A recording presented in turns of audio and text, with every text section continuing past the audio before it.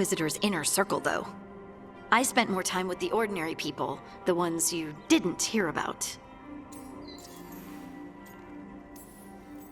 So, tell me about these ordinary Inquisition members I haven't heard about. The Inquisition hired hundreds, and most of them weren't Magisters or Ben Hasrith or the left hand of the Divine. There were scouts and stable hands, carpenters and cooks and quartermasters, even 2 dedicated pastry chefs. Most of them volunteered, like me. We wanted to help in whatever small way we could.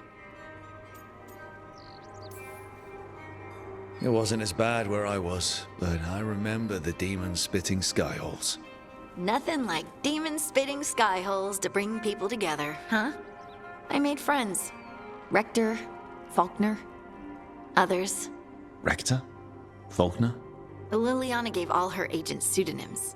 Right, like Charter. Well, Charter's Charter, but when the other 2 and I were together, we were just Lace, Wilbur, and Katya.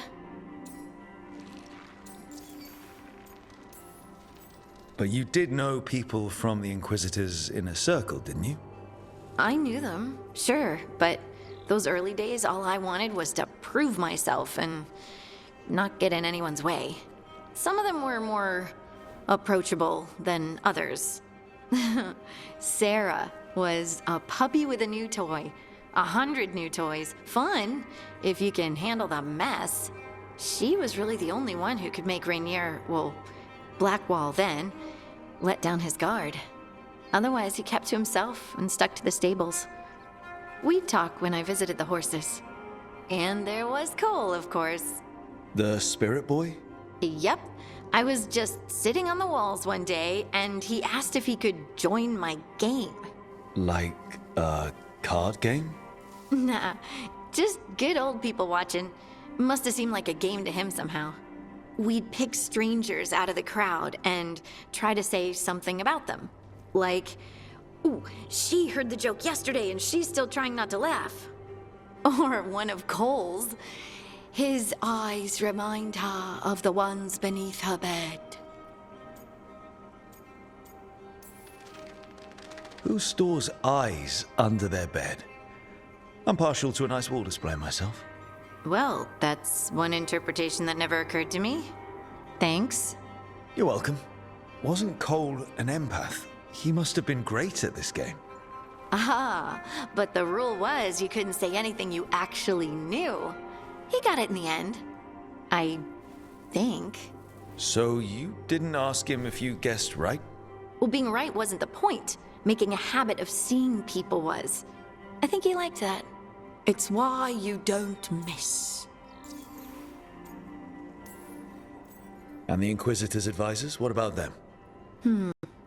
Of all of them, I'd say Josephine is my favorite. She's lovely. She still sends me a box of handmade sweets from Val Royeaux every year on my name day. Cullen and I got along too, but he was always busy. He would have bad days from lyrium withdrawal sometimes, and I would share the tea that my ma sent.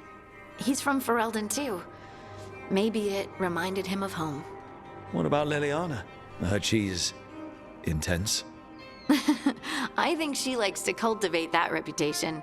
She's not nearly as terrifying as she sounds. Oh, I passed her in the Great Hall one day, and she suddenly turned and asked me if I wanted a nug. A nug? Those small pink rodent things? What for? She loved them and made a hobby of breeding them as pets. So, did you take the nug? No! What am I gonna do with a nug? Do you miss it? The Inquisition, I mean. It's hard to miss an organization. They're only as good as their people, don't you think? But I do miss my friends. We write each other, but it's not the same. And the Inquisition is different from what we've built here. Not better or worse, just different. It's special when you're among people working toward the same goal. Not everyone. There was Solus. What did you really think of him back then? Lonely. He always seemed lonely. It's hard not to be when you hold yourself above everyone else. You mean it's hard not to be lonely when you're a pompous ass? Something like that. You can say it, you know. Try it out. Solus is a pompous ass. Maybe he is, but I can still feel sorry for him, can't I? Anyway, I'm sure something out there's on fire, and here I am rambling about the past. I should let you go. Talk later?